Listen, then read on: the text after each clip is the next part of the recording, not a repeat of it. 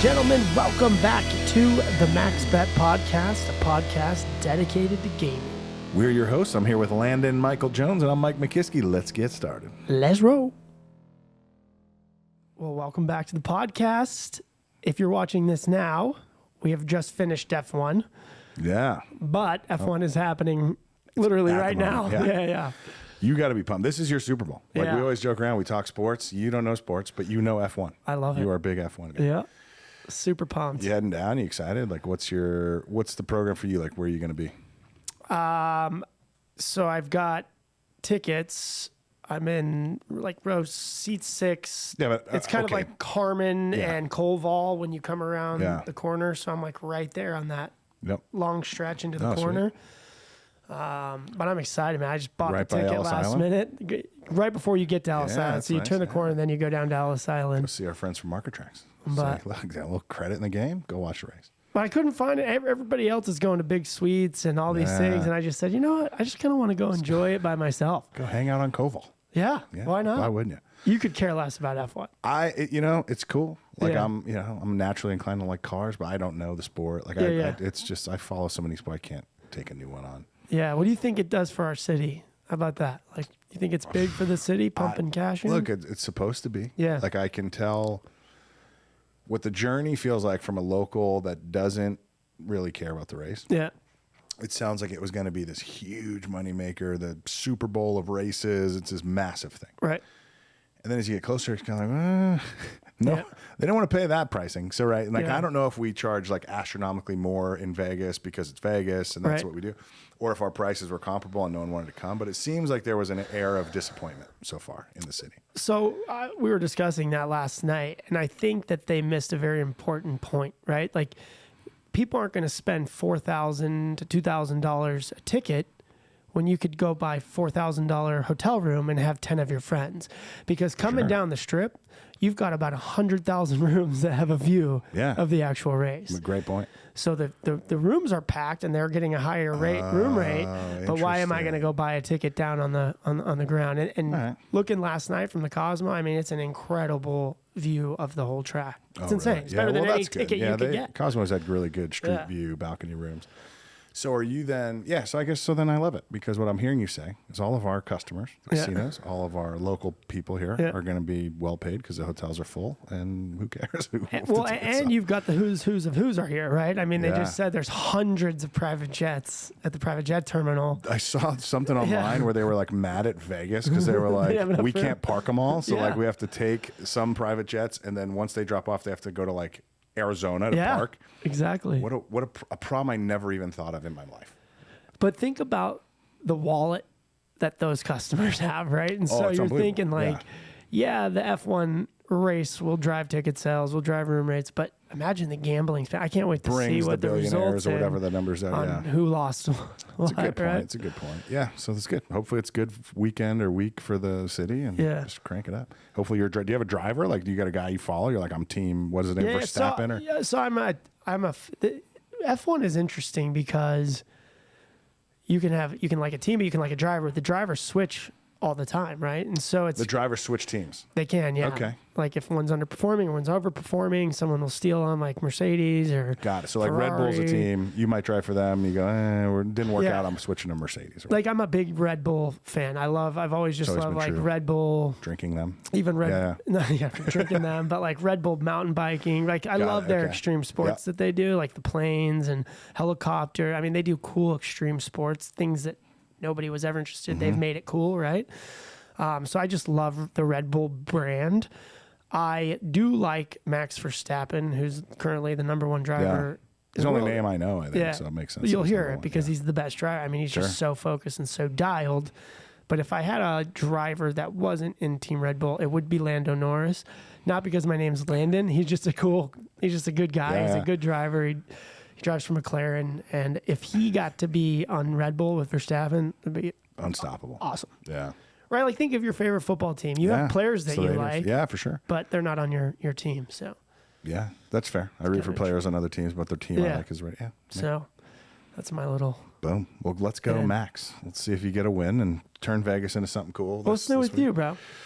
I wish I could tell you. I just got back from the beach in California. It felt pretty good. You went to California for your executive retreat? The leadership Yeah. offsite. Yeah, that was good. How was that? Fun. It was awesome, man. So for us, like we got together, get to learn the, like you don't spend time, like say massive companies. So you spend really a lot of time in, like for us with land-based, Yeah. see those leaders all the time, talk to them every day. Like, so that's a pretty cohesive unit. But then you go, look, we love the side play folks, let's say. Right. But I see like one or two of them. Yeah. They don't come through this office. Like they're, you Yeah. know, so it's like, so then you spend time with them. Like, oh, you guys are awesome. Right. And then like, you know, shout out Dylan and his crew over in iGaming, right? They're UK based. So you see them a little bit. Too? Yeah. So you see them at London, see them in London when you go for the ice show or something. Yeah. You know, people spend time. Yeah. So being able to go, hey, there's 2 or 3 days. Like, let's just break some bread. Yeah. Get Break to some know each bread, other. hang out, like get to know, like just talk through problems that each other is kind of trying to solve and just get some cool insights. Yeah. It was awesome. Fun week. What was your biggest takeaway?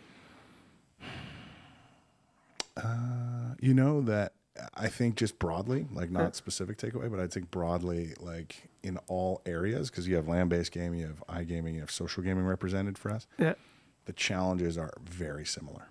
Yeah. So like on its face, it may feel like a completely different business. We go, well, social's not like land-based, and you know, but when you extrapolate the issues you're trying to solve for, like it's actually very similar, and that's the power of the room, right? Because you go, well, I'm trying to solve that same problem, except I changed the wording a little bit. Yeah, we're in our own silos, right? 100%, And so you think that you're the only one having to deal with this. Yeah, so that was the point of the meeting. Is like, let's break down those barriers, right? Let's like, there's 100 top people in the company. Like, let's get together and try to help problem solve, right? Because that's part of it. So yeah, it was fun. Good time. Well, we're trying to break down the barriers for cashless. Cashless. Shout out to Marker Tracks. They didn't sponsor this one, but they are a good group of people. For shout cashless. out to them for sponsoring the cashless series. Yeah. And this is kind of outside of the cashless series, but on topic.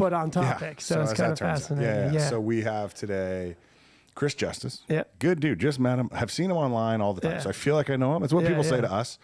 I feel like I know you. I listen to your show. Well, thank you. Right? Nice to meet you. Right. But like for him, same thing. I see him in his interviews. He was obviously a board member for AGA. So you see that. You see his face and name everywhere. So I was like, but then first time meeting him, you know, in person, it's just such a good, just easy to talk to guy. That's funny too, because we always do the LinkedIn thing before we do an interview, and I was already connected with him. And so I was like, oh shit. I know this guy. Like, we're friends, dude. I know you know that I know you. It's, the guy that everyone knows. Well, look, I mean, what you notice is, and it's interesting because I think part of our mission, right, when you think about just our show and how we try to approach it is, there are certain guys, and look, Chris is one of those guys. Noah, who was just here, is one of those guys that people just want to talk to. So you get these guys on all the media platforms, all the interviews, and you go, well, obviously smart dudes, obviously got a message. You go, let's just ask you something different, right? Yeah. So we got into cookies and cigars. We got into golf. We also got into cashless. But like, you know, I think it's just a fun dude to hang with. Seems like a really good dude. Yeah, this was an interesting interview. And so if you're listening and want to hear how cashless works too, I think this is a great pod for you. But let's jump into it. Yeah, let's make cashless easy. That's the theme. Let's make it easy. All right, guys. Watching you guys is like watching Sports Center. I mean, I really feel like we should be talking about like the Raiders-Jets game or something else. Yeah, just jumping into it. We can jump into whatever you want. Well, it just, you know, you guys do seem more like you should be like a sports commentator as opposed to just talking about just this gaming. You know, Like, you know, the biz. Not that this isn't fun and exciting. At least he's never watched football in his life, so that'll be a hard deal for him. This is so funny. So we went to this culinary opening for the F1 last night with Brian. Yeah. The who's were there, and then me, right? And Brian's like, oh, that's Emmitt Smith. And I know Emmitt Smith's name, but he's talking about every football player. And I'm like, I have no fucking clue who you're talking about. Just in the dark. I just see a guy that's really big that looks like he looks strong. Yeah, that's it. Yeah. That's funny. But then you meet somebody like Tony Dorsett, who's just like world-renowned tailback and whatever, and he's about your size. And it's like, Hall of Famer. How the heck did you play football for so long and accomplish so many great things? Because you think like, don't you need to be like 260 pounds to do? Well, you're running around with beasts like Kiski here, dude. I mean, you imagine me on the field and Kiski after me? No, thank you. I'm good. I'll stick to Are we going? biking. Huh? Are we doing this? I feel like we should. This is pretty good. Are we fired up? Perfect. Let's do it. So I guess we should probably do an introduction. Yeah. We've been just bantering over here. I like you doing the introductions because I always feel like if I mess the name up, sounds Chris good. Justice, So Chris, thanks for joining. For those listening at home, Landon just told me to do the intro on the fly. So we're joined today by. Do you go by Chris or Christopher? I'll answer to anything. Got it. So we're going to call you Chris for the sake of the dialogue. His LinkedIn says Christopher, so go with what you want at home. But ChristopherJustice, who's the CEO of Pavilion Pay. Yes, sir. Also a member of the board for AGA. So we'll talk some gaming. If you haven't noticed the accent by now, he's a Southern boy. We'll talk Masters, talk a little sports probably, and then ultimately just have a good time. Sound about right there, buddy? That sounds right. You did a great job, Thank Mike. you. I do what I can. That. I do what I can. Thank you. So I needed that Sounds boost. Like you've been doing this before. So let's talk about the Masters, because I always get jealous when I see people in the Masters shirt. Does that mean you've attended the Masters and like have a good story from being there, or what? I had a great time. Went last year. John Connolly at Interblock invited me down, and got to spend some time with he and a variety of other industry guys that are down there, and just what an amazing experience it is to go see the Masters. Sure, it is an experience, and like being able to kind of talk to someone that's been there before. And that's the first thing we talked about when I saw you in the lobby. I saw your shirt and I said, did you go? Because usually people just have the shirt, like their friend went or someone went. So like you just go get your buddy a shirt type correct, of thing? Yeah, like he just said when he has to go, because you can only buy gear there. Yeah. Oh, interesting. Okay, so you can't fake it. You can't order online. No. And I walked away with like 60 some odd items for people. So there's a whole bunch of people. There's a whole bunch of people that didn't attend. Yeah, back the truck up here and get the shirts for all your buddies. But it's crazy. So you literally, when you get to the Masters, you can't have a cell phone. You can't have cameras or cell phones or anything. They take it all. So you have to experience. You are like back in the 90s. It feels like you're in the 1920s. Oh, man. really? There's payphones. There's. Oh, wow. It is a crazy experience like none other. And if you haven't gone, put it on the bucket list, because it's an amazing experience. 100%. The logistics are beyond belief. The ability to see any random volunteer, right? These aren't workers, just volunteers who have kind of a Disney-like customer experience where you need something. Oh, let me show you where that is, and they will walk you to it. But very little waiting, very little anything other than just Swiss watch precision in terms of how they deliver. It's really quite amazing. And they've tried to keep everything the same. So they have these famous like pimento sandwiches and the beer, and they've kept them like, I think it's $1.50. Oh, really? Yeah. So they've kept them $1. So you can eat 40 pimento cheese sandwiches for $1, and they just try to keep it original. It's nice. And little known tidbit, right? If you were ever complaining about your elementary school lunch, the ladies that are making those pimento cheese sandwiches are all the middle school lunchroom ladies who are all volunteering for the Masters. How good is that? Your pimento sandwich at whatever elementary school is like horrible. Like, no, we don't like this. The same one at Masters, like, this is the best sandwich ever. The kids in Augusta, time-honored tradition. And it's $1. It's easy. It's easy to get rid of it if you don't like it. That's fun. Wow. And then what? You also brought gifts. I should call out. So it looks like, is there something to eat in here? I think. Well, yeah. Little bird told me that you like cookies. So a couple of things. A couple of my things that my wife is known for. She is an unbelievable baker, and so these are some of her chocolate chip meringues that are just to die for. And the other thing is an Amazon basin cigar. So they're very difficult to find. So this is out of like the Amazon, like South American Amazon River is what we're talking about when you say that? Well, it's just the name. Well, it's just the brand of cigar is Amazon basin. Okay, it's one of my favorites. It's a changes flavor profiles as you smoke the cigar. Wow. And my wife is truly the cigar aficionado of our household. And she bakes the cookies and knows the cigar. What are you doing here, buddy? We should have her on the show. Well, she's the reason that most people know me. Is that right? Oh, perfect. Yeah, because I like to tell people stories. Like, I pick a cigar like most people pick. Like a girl would pick a football team, right? Yeah. They're the few that I know, and then if those aren't available. This one's got the coolest looking label. Yeah. That's got to be the best one. It's the red team. Let's do it. Yeah. I've been there before. Yeah. I know. It's also how Landon picks football teams. Yeah. And so usually if I say something like that, people at the table are laughing like, oh, that's really funny. But she knows this stuff at like a molecular level. Yeah, wow. So when you talk about, well, what do you like to smoke? She'll help you find the right one. And I mean, we've got some number of thousands of sticks at home in the humidor. Stuff that you can't find. Like, these are only released every 18 months or so. Wow. And I feel super honored. I know. I feel it's funny to go to a humidor, and of course, whoever's working the humidor comes over to me immediately. Well, what do you like to smoke? Well, I would like one of these 5, and sans that, I'll take the blue one. Sure. Right? Yeah. Right. Because I don't know the difference, and then they typically will look at her and go, she's a girl.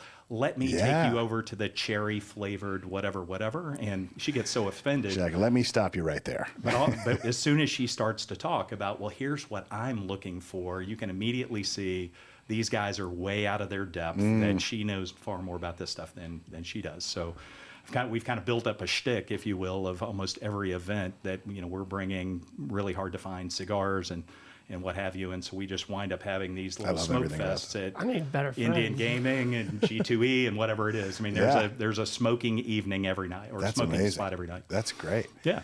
Well, thank you. Shout out to, I don't know her name, Mrs. Sharon. She's just busting down doors, just saying, look, girls can know stuff. Oh, yeah. Cigars, like, you don't have to be all for the boys. That's good.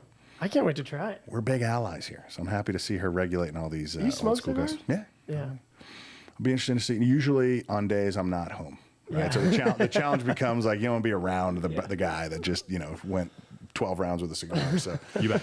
I'll work it out. No, this is great. This really appreciate it. So let's get to the pro stuff. Yeah, let's get into the payment stuff. So let's just start at the top, because I think I saw this big marketing campaign. Obviously, I'm active on LinkedIn. I know you are. We've been connected for a while. So Pavilion Payments, it's new, but it's not, right? So was that a rebrand? Was there a company that what was the origin story of Pavilion, which obviously is a company now that you're CEO of, and, you know, doing some things in cash, but how did it come to be? Because I feel like the name at least was nowhere, and then it was everywhere. You are correct. Yeah. It was nowhere then everywhere. So the original part of the business was Global Payments Gaming Service. So part of a Fortune 500 company that had deep expertise in the gaming space for 30 years. But much like Intel Inside, where if Intel didn't advertise, you'd have no idea what was sitting inside of your laptop, right? So we're providing commerce services for gaming, but the overall company provides payment services in 120 countries around the world, tens of thousands of employees, thousands of financial institutions, millions of merchants, et cetera. So in April, we culminated a deal with Parthenon Capital to actually acquire the business, and we've been carving it out of Global Payments ever since. And so the name Pavilion, and I can give you all the fancy stuff behind what all the marketing means and what have you, because it's really, so Pavilion is a purposeful place to, you know, conduct meetings, if you will. Sure. And so thought, wow, that's a really cool name. But ultimately it was the fact that after 5,700 attempts at going through to find clean URLs and all of the other things that it's required, We've been there, yeah. Huge amount of money, huge effort just to go through and say, well, wow, we want to call ourselves something that isn't being called something similar by somebody else. And so Pavilion Payments was the thing that we landed on. It was, you know, ultimately it turned out to be one of the best names we could have found as well. Isn't that crazy how important a name is? It's like your identity, right? Yeah. And so until you get that name right, it's kind of hard to start, you know, building your business until you have that name that fits your brand, fits where you're going. It's wild. Absolutely. When you can understand why so many people have reverted to initials, or especially even in the pharmaceutical space, where Duplicit and some of these other things, like I couldn't even look it up on the web because I don't have any idea how to spell it. That's right. It's not a word you would hear, right? Any normal word, the website's usually taken, so that becomes a challenge. So absolutely. Pavilion Payment, I like it. I like it. So all payments under one spot. I get it. So when you say, okay, so then you're carving out of this multinational conglomerate payments organization. Will you have access to their infrastructure? So I'm assuming that's still part of I would assume pre this conversation, the benefit is, look, we're a part of this massive thing and we're reliable and secure and all the things. I'm assuming the message is the same. Do you have access there? How does that work for the customers out there that are saying we need to get cashless? We're looking potentially at Pavilion. Like, is that still part of the narrative? It's a great point. So we have always owned our tech stack. So Global Payments does an amazing job of running their what we call edge businesses. So you've got the core company that does payments processing, and then you've got all the edge businesses that connect out to organizations. Like we connect in the gaming space, there are other organizations, healthcare, retail, restaurant, et cetera. And so we've always owned the tech stack, but the core payment processing has always been Global Payments. So part of this process is we are now a customer of Global Payments, so they're still our payment processor, but all of our tech stack and everything else, we have migrated out of their data centers into our own data centers. And so, we really have the best of both worlds, that we've got the speed and the autonomy of and we're still not a small company. I mean, we still do a tremendous amount of revenue. Sure. Work with more than 400 of the world's gaming entertainment leaders across the country. So, yeah, we're still a good-sized company that has, but far more flexibility to be able to execute and pursue initiatives that we wanted to pursue that we couldn't do underneath the auspices of a Fortune 500 company. And when you say gaming entertainment company, is that a more professional sounding word for casino, or is there a group in there that I'm not thinking yeah, of? That's well, the I'm just trying to sort that's out. the marketing version. Like you sound very smart. Well, I didn't know if it meant like, oh, well, sometimes there's arenas or things that were like not maybe what you'd think of if you just said casinos. So that's where I was. Figured that was a broader brush. Yeah. Well, we put it in a broader brush because we're one of the few true omni-channel organizations in the country where we're providing all of the hardware, software, and services needed for the brick and mortar casinos to operate, Caesars, Wynn, Sands, and what have you, all the way out as well to online sports betting, online gaming, online lotteries. So anything that is a regulated gaming entity, we've put underneath that gaming entertainment leader. Makes sense. I have a question about adopting cashless, because we've been talking to a lot of people about cashless, right? Yeah. And so are the operators doing enough to educate the players that cashless is coming? Or is it the fact that the regulations are stopping cashless from being integrated quicker? So I guess it's a two-part question. Are like, why are we operators not doing cashless enough everywhere, basically? to kind of like start educating their players and get their players excited about cashless coming? Or is it the fact that regulators, it's just too hard, like the regulation is stopping cashless from being adopted quicker? That's a good question, and I think I guess I would ask maybe a question of your question, which is, why should anybody have to train you on how to pay for things? That's I mean, when you look at how does the rest of the world work, you don't have to go through and be taught how to do all of these things. So part of it is a lot of the processes and procedures and things that have been deployed thus far are so complicated and are so counterintuitive to what you as a human being would normally do anywhere else in the world. Of course, you better train somebody how to do that, because I'm now forcing you down a path of some kind of enrollment process and asking you for information that you're not necessarily willing to give up. I'm changing your gaming behavior, because you can no longer play the way you want to play. You have to play the way I'm telling you. Right. So there's a lot of change management that goes on through that process, which is difficult for a casino to manage, but more importantly, difficult for their core demographic to manage. Yeah. My mother's been playing slot machines since 1820. Long time. Sorry, Mom. That makes sense. But she knows how to do that. But now, and by the way, she is a massive Android user. She understands her technology at 80 years old more than people would give her credit. There are applications Amazon, Uber, there's a variety of things. Even the stuff that we've deployed, she can push a button and boom, she can navigate through it very quickly. She doesn't need the kind of education. But you start changing everything that's required for her to play the game, it's no wonder it's a non-starter in a lot of cases. Yeah, it's interesting, because what you didn't say it this way, but if I was going to summarize some of your intro points, I think you said we're trying to make cashless easy. Right? I mean, if that's just the summary that I kind of heard. So part of it sounds like the infrastructure is less complicated the way you're trying to deploy it. Like how are you making it easier? Because we listen to quite a few people talk about cashless gaming. And when we hear it, it goes, well, it sounds like that's just the normal journey, right? You got to know who you are, so you got to create a profile, and you got to fund the wallet. I'm just using terms, right? Correct me where I go off skew. Then you go, okay, well, I want to play this game, so I got to fund that game, and there's some sort of app transfer there usually, or maybe it's a card. So that just feels like, well, of course that's how you do it. But you're saying, well, it doesn't have to be that hard, maybe. Like, how is it that your version's easier? Like, what makes it easier in your experience versus maybe somebody else's? Well, I don't need to know who you are to play today, do I? Not if I walked in today, cash, no, you wouldn't have. No. So our approach has been more of trying to really understand the player and what the player experience is, and make sure that we keep the player experience as seamless and consistent as possible. Yep. And then we will deal with the complexity below the waterline, to the point where they don't have to understand what we do, how we do, and why things are so different. So we do try to make those processes easier. Interesting. And so a lot of what you will, this is going to sound funny, but a lot of what you will see with us is the experience that we give the player is the experience that the player expects, which is I expect I am funding my phone or funding from my phone to the game. Yep. Great. If that's what you need to believe to feel comfortable, fantastic, because it's the same experience you would get in any other app. What we do below the scenes is our entire VIP mobility infrastructure, which is very elaborate to comply with the rules and the regs of established gaming markets.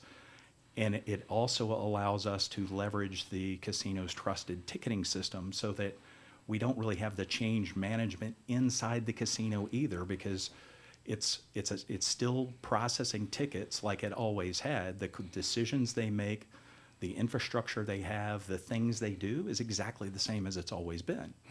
But we're delivering electronic tickets as opposed to delivering the paper tickets. And there's a whole bunch of stuff that happens behind the details.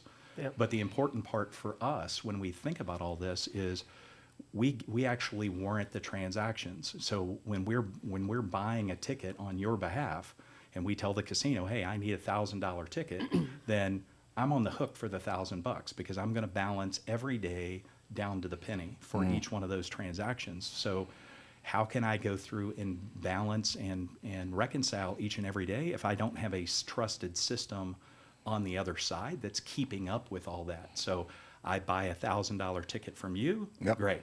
Here's your $1,000. I have the ticket. You want to put that in a game? I know exactly what game you're going to deliver it to. I can see the fact that the game credited, and I can then make sure that the balances of everything is correct in real time behind the scenes.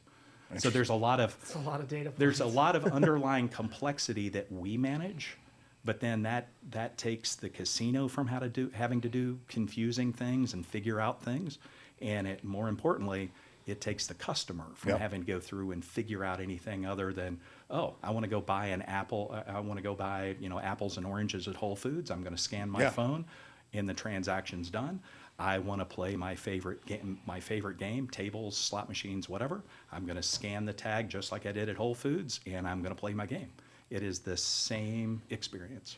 Can't be overlooked. I appreciate you saying tables first. That's really near and dear to my heart in that. But no, so then I understand that just functionally, like that makes perfect sense. Because to your point, like I don't have to tell Amazon my whole background. I just go, boom, here's Apple Pay or whatever the methodology is. How does that work here? So your app effectively, so you partner with, I'm assuming you have one of these live, probably close to a few, right? So your partner, they go, we're doing this deal with Pavilion. There's an app now that I would be able to download to do cashless, right? To participate. Is that my step one is right? Is there an app or do you not need an app? No, you don't need an app. Okay, perfect. You don't need an app, but we feel like the customer journey you will want to have eventually will be app-based. Okay. So we have an app. Frankly, it's the only casino app in the App Store that's still five-star rated with tens of thousands of users out there. It's called VIP Mobility. You can get it in Android or Apple. That allows you to effectively go start playing today, and you don't have to go stand in line and register and do all of that hullabaloo, but you can go through and play. And it for us, you still look at that and go, wow, it's a great experience. It takes you about 2 minutes to get going, and you're ready to roll. That will allow you to move money in and out of the games. That will allow you to move money in and out of the casino. It gives you a lot of safety and security and comfort because you can show up with nothing in your pockets, push a button, get as much money as you can afford to play responsibly, and then you can play with whatever you want, and you can put your winnings back on and close off your phone, and now you've got your little casino piggy bank, or you can push a button and send that money back to where it wanted, or you could even check out self-service on any one of the kiosks. So trying to make that whole process slick and easy. But yet, even still, that is a departure from meeting you, the consumer, where you are. So you sit down, you're having fun at a game. Now you want to make sure somebody doesn't poach your jackpot while you get up to go to the ATM or whatever the case may be. Our view on that is, all right, one, I could take you down the app process, which that's the process that we've had heretofore. But now what we've done is effectively enabled that to where you can just simply open up your camera, scan the tag on the slot machine, pick the amount of money that you want. It'll still leverage our whole infrastructure that I was talking about and all the crazy stuff that we do to make sure that the guest and the casino aren't impacted. But we'll fund up your favorite game with just by clicking the button on your phone that says, okay, I want to pay for this transaction using my already established mobile app or VIP preferred or one of the other funding methods that we provide, and we can deliver all of that without an app. That's wild. Yeah, so I guess I'm just thinking that through. Sorry, I always hit my head in like the practical, but it's like I scan that. I don't have the app, which was a great option. QR code, bang. I want to put whatever $500 in. There's essentially a menu. So, well, we accept basically these types of payments or these types of loading sources. So maybe it's direct from bank or Amazon Pay or whatever else. So that I could choose that and then just password in and get you the cash basically. Correct. Yeah. Correct. It's through your already established mobile functionality. So whatever you're using at Whole Foods or your Home Depot or Walmart, use the same thing. Scan the tag. We will then allow the payment methods to go through, still funding and deploying tickets into the game. So from the casino's perspective, you looked like you've always looked. Yep. From a player perspective, you've looked like you've always looked. And we handle all of the complexity in the middle. So trying to eliminate, cashless doesn't have to be confusing. It's not that complicated. So does your technology have to be, obviously it has to be at that property, but let's just make an example here. So I'm on the Strip, right? I'm at Caesars and I go over to MGM, then I'm at Cosmo. Is that technology, once we start adopting it in the brick and mortar world? Assuming all those customers have it is what you're saying? No, say they have different cashless operators maybe. I feel like the easiest way for a player would to make it streamlined across all properties. So if I use this technology, I don't need to go download an app for this cashless system or then use your QR code for this casino. Like, do you think there's ever a time where it just goes across all properties, one app or one technology? I would love for that. Yeah, absolutely. But you see what I'm saying though? Because it's like if you're a player and you're in Vegas, you're jumping around all over and you don't want to keep having to learn. You're speaking my language from the standpoint that when you think about payment technology, and forget casinos, right? Just live your life. Yeah. Everything in your wallet, everything in your phone, everything, right, works everywhere. The things that have been successful work everywhere. Yeah. Exactly to your point. Think about your grandparents. They had a Gimbals card. They had a Sears card. They had all that stuff. And yet, while today's consumer doesn't want that, right? I don't want to have to be held hostage with a unique way of doing things at Gimbals or Sears. And frankly, none of those retailers exist anymore. To where even if there is a store co-branded card, it's co-branded Visa, so that your Nordstrom's Visa still works everywhere, right? Yeah. Not just Nordstrom's. And I do believe that this industry has to get away in certain respects from thinking about it has to be my way, because ultimately the consumer is going to make those decisions. And I think the fact that if my experience getting in and my experience playing and my experience leaving is phenomenal and I get to have those same experiences wherever I go, that's going to help effectively grow the gross gaming revenue of the entire casino industry, because we're just going to make it easy and less friction filled. Right. And by the way, this isn't trying to say, hey, we need to skip past responsible gaming and some of those other things that we've built into the app so you can have your own, or not the app, but the infrastructure, so you can have your own responsible guardrails. But rather than applying those broad brushes of friction to everybody, then great. Give the folks that need the tools to use. Give the folks that don't. But still, we should be making it easy, because let's face it, right? Everything else, everywhere else is easy, and folks will start to choose where they spend their discretionary dollars based on, wow, everywhere else is so much easier for me to spend. I'd rather go do those kinds of activities as opposed to continuing my gaming entertainment journey. So similar to like the consumer model with remove the casino, right? I go on Amazon. I can pay it through like PayPal, or sometimes Venmo will even take payments on a website.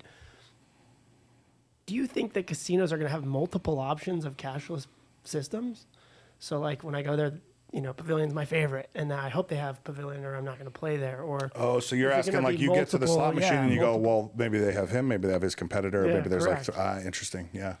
I guess it's not out of the realm of reason. I think the difficulty then it goes back to the consumer journey, using the core demographic, and I throw a lot of things at my mom because 80 years old. It's like she's kind of target demographic. Built-in focus group, because I start to get insulted when people go, well, you're in the casino's target demographic. Like, I'm not that old. Mr. Justice was my father. Yeah, exactly. But yet, I think the change management with the player is a big thing that folks have to wrestle with. And do you want to make the life, your player's life easy and create a path that allows them to happily play, or not? And there's a number of ways to get here, and I don't want to disparage anybody or tell people what to do. It's just our focus since day one has been, we are going to deploy a cashless solution that consumers will use first and foremost, because frankly, if we're not about trying to say, well, I need casinos to buy a bunch of stuff, because it's not about that, because we're all wasting our time if this is about somebody buying something. This is about the fact, right? I need you guys to know how to use it. I need you to want to use it. I need you to want to use it because it's the best thing for you. And if I can deliver that value to where we're putting more butts in chairs and those customers are happily playing and enjoying their experience, awesome, we've won. And at that point, we can start looking at what are the things that casinos need to buy to be a part of that. But it's purely been a secondary focus. Well, I like I'm picking up on things he just kind of says in a sentence a bit, but it's the kiosk option, which is great, because what I heard him say is like, because sometimes we like having cash in the casino. You may not start with cash. You're like, well, I don't need to hit the ATM. I'll load this up, get it that way. I could take it back and go print a ticket, or maybe just take the kiosk, get cash. Like, from tangible, intangible to tangible in that journey is pretty nice too, right? So that's a pretty good option you guys are building in. Well, it's trying to create a complete customer journey. Sure. And what we've typically found, and this was actually a little bit of a surprise for the folks, and I'll go back to the app version since that's where we started, is the first transaction people would do post downloading the app was, I'm going to connect that to my financial institution or one of my financial accounts, and I'm going to load some money. The second transaction wasn't the table, wasn't the slot machine. It was immediately to go over to the kiosk and get $20 to see, all right, is it as easy to get my money out of this thing as you tell me? And then once they did that, now they've got trust and confidence that, this is my money and I can get it when I want, how I want it. And then they started playing. And at that point, folks do typically leave their money in, because then it becomes that kind of gaming piggy bank. In fact, we had one lady in Oklahoma that did a customer testimonial. She's like, I love the fact that this separates my household money from my gaming money, which is code for my husband doesn't know I'm here, right? Stop lying to your spouses. Jeez. No, sorry.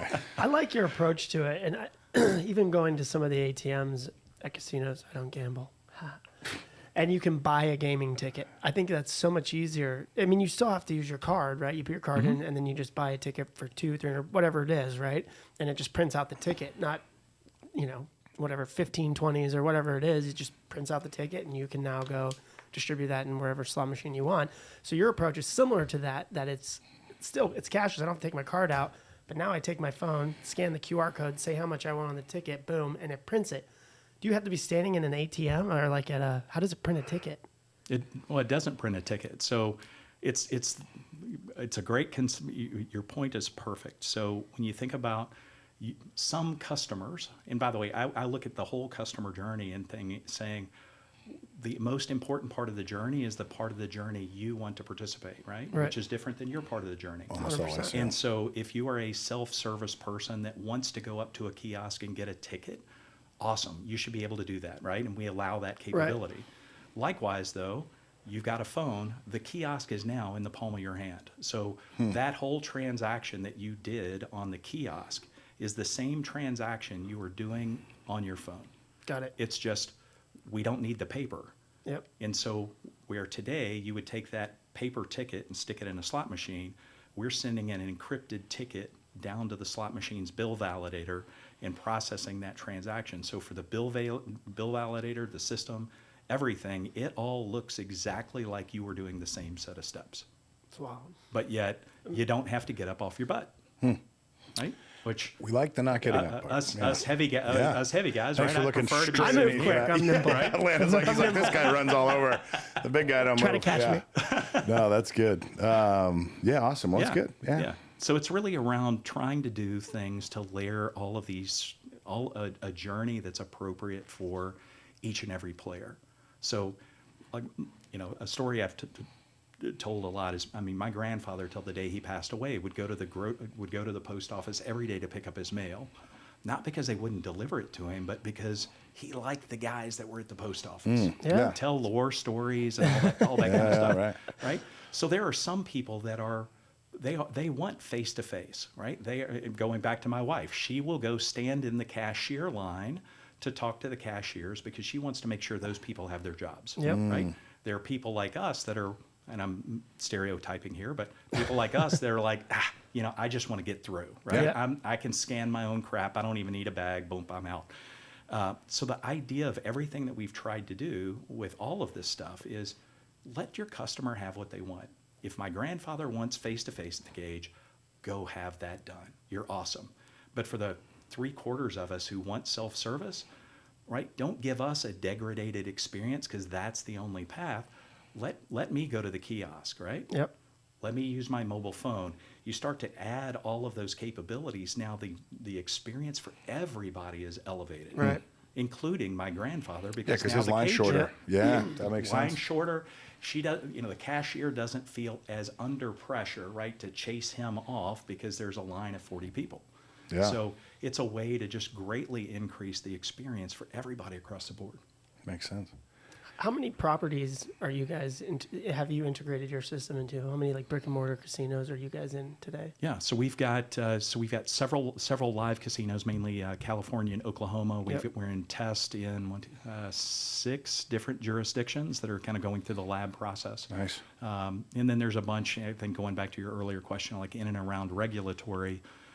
There's a bunch of regulatory conversations that we're having because our system is built off tickets. Right. Our question for most regulators is, we already comply with your regs, and even though this is, everybody's coining it cashless, it's tickets, right? Yeah. There's nothing about your current rules and regs It's like that paperless are needed. ticket in this case. Exactly. Yeah. So it's do we need minor changes? Are they major changes? Certain jurisdictions still just throw all cashless things in a bucket, even though they all look dramatically different from each Sure. other. I mean, if you take, from a marker track solution to an every solution, you start looking at Yeah. all of these. There's not a lot of commonality in terms of how how those things look, especially from a regulatory perspective. So. But yet, for some regulators, they still stick it all in one bucket and go, well, we're going to address this together. I'd love to see the data on that. Like, you integrate it, how many players are adopting it, what the age ranges are, what the spend levels are. I mean, do you go through that data? Oh, yeah. Is it Oh, yeah. fascinating? Well, Can you tell us anything about it? Well, it's fascinating because and there's been it's fascinating, and there's been I think a variety of surprises. I mean, I actually thought the things that would propel it the most was just the mass customer that I just want speed and simplicity, and and again back to my focus group of my mother where $20 player, right? She was very protective of her $20, very protective of her machine. So when I go through and I ask questions about what does she want and whatever, she doesn't want to get up to go to an ATM because this is mine, right? Yeah, This for is sure. Lucky machine. We've all been lost there. machines before. Seat. Yeah, exactly. And it's usually to your mom. She's Yeah. like sniping in. Yeah, because it's going to hit or whatever her belief Sure. is. So I thought that would be the mass thing that happened. What we have subsequently found is it's the biggest players in the casino that are driving the profitability bus that are the ones that flipped over. And as I started talking to some of these people one-on-one to go, hey, well, what is it? Because at the end of the day, we're developing a system for you, the player. What is it that we can do to give you the best value and the best experience that you want, right? To really make this compelling for you. And it really, in a lot of what came back, I really felt it's like as my income level has increased over the years, my patience level and my tolerance level has gone to zero. Yeah. Right? The fact that somebody is going to tell me I have to go through their manual broken process because that's theirs, no. I don't accept it. And none of the big players do either. So when you start to think about players with front money and these kinds of things where, okay, my process today is you bring your $100,000 and I'm going to then count out hundreds of Tito tickets for you to stuff in your pocket and wander around. I don't like that. By the way, right, I'm playing with my wife, right? Maybe I don't want to put $2,500 in her machine, or she wants something smaller. What mobility has done is given them the opportunity to where, great, you want to put your $100,000 in front money, fantastic. We load that up. Here you go. Play what you want. Play where you want. Play how you want. Don't worry about losing tickets. It's the speed and efficiency of letting those players do the kinds of things they want, and it's really, really powerful. Nice. That'd be a cool technology. You could like transfer money to your wife, so you're playing and you look and she's got like $100 left, or you just throw her 100 and it just loads it up on her machine. One day. Well, you can do that today. I mean, you can just literally see, boom. Ask and you shall receive. It's scan the tag, put another $100, put another $1,000, whatever the amount of money is. But so I think it's the convenience and the efficiency for the biggest players that have really driven the bus, and it is a significant needle mover from the standpoint that we can also see where players play, right? We don't keep up with game performance or do any of that kind of stuff, but we do try to make sure that if you're one of our customers, right, are we delivering the kinds of services we need to for you? So we can see the fact that you might play $5,000 a month, or pick a number, but at multiple properties. But now that there is a more convenient way for you to play, we are seeing a significant consolidation of your spend down to the places where it is more convenient, as you would expect. So it is a needle mover for the folks that have rolled that out, because they are consuming, right, dollars that would have ordinarily been spent somewhere else. They're consuming those dollars now at their property. Got it. Overall, we've seen I would say a modest growth, 9 to 11% of actual overall wallet. So, which is not big, but I also look at that and go, well, just because you get to go from paying something with cash to now your mobile phone, are you really willing to double or triple your budget on whatever those items are? I was going to say you grew at 10% though. That feels nice, right? Yeah, but it's not huge, sure. and that wasn't really our point in what we're trying to do. But to see the consolidation, I think is a big deal. And security is probably the second thing, and I would say this is probably more this is a bold statement, but more prevalent in females than males, and primarily because some of the top players that weren't necessarily part of the target groups for our casinos have now become number one players. And what it really boils down to is they don't feel uncomfortable walking into the casino with an empty purse. They can push a button. You're saying the ladies may have felt like if I have $25,000 in my pocket or something, that like I'm a huge target and probably not physically able to defend myself, because ladies, if they're some big bad guy or whatever. 100%. Now it's like that's I don't know what to say. I gotta know. Big bad guy. I didn't know what to say. The big bad guy's here. Run. Kind of filter. Get the lady with the purse. We gotta get her out of here. Right. I can only say certain things. And so anyway, but like it's. So that makes sense. So now she can just safely walk in. It's all cashless, and they're not going to be able to hack her phone. So there you go. You bet. Well, and coupled with putting your winnings back there, push a button, send them back to where they came. Doesn't have to walk out with the winnings either. Or just turn the phone off, right? And it's secure inside. I was actually talking to one of the tribal chairwomen, for one of the tribes, and she had relayed a story about winning a jackpot at a not her home property, but another one. She's like, I really genuinely felt nervous. fear for my life. Jeez. That walking back to my hotel room, somebody was going to want to take a shot at me because of the experience of what had to occur for her to even get her payouts. Yeah. And so, unstrapping money, and it's like all of a sudden, right? You go from here's a ticket or something easy to I'm unstrapping hundreds and handing these things out. I mean, there's such a big production, which you would think, right? Here's an incredible moment of joy that all of a sudden turns to fear, doubt, and uncertainty. She's like, yeah, it's nice that I won 20 grand, but geez, I don't want to be walking around with it. I've had that feel. I mean, I'm not a big guy, but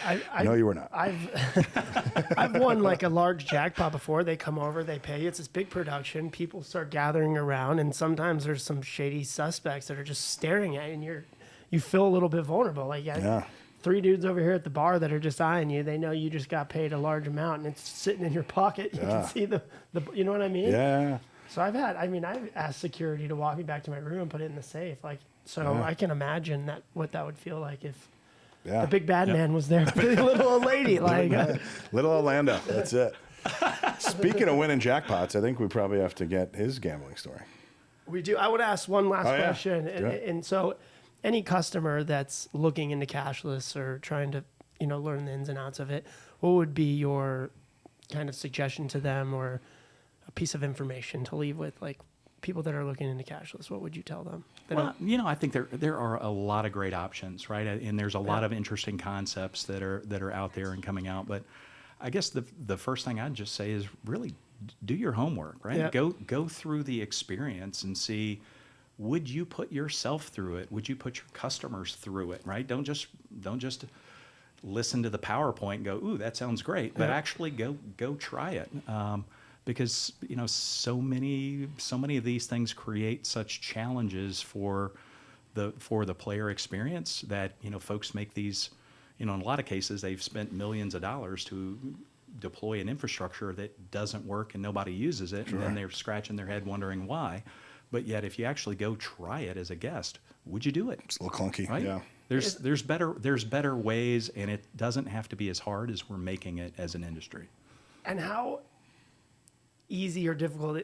So if I'm a customer, I don't have cashless. I choose Pavilion to come put cashless in my property.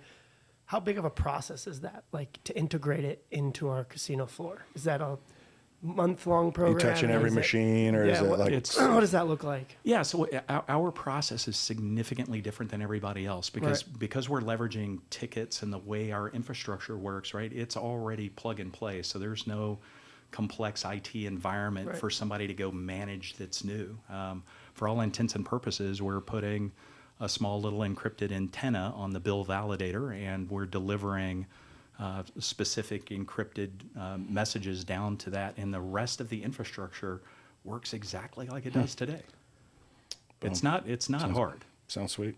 Well, I think that would be a lot of people's fear of it, right? Because if you are in I a gotta casino and do you a have a 4-month certain project system, or something. it's a huge process. So people might relate that to cashless. So it sounds like that's not the case, and it's a good thing to. It's not, but it can be, and I can understand. I can understand, right? The fear of making a bad decision is tough. And, especially at that level. Right? And as you start thinking about some of the other things we talked about with all of the various options, which one do you choose? How do you do it? Right? What's the IT lift involved in getting it in, getting it certified? And but let's not forget the staff changes required to do a lot of that stuff.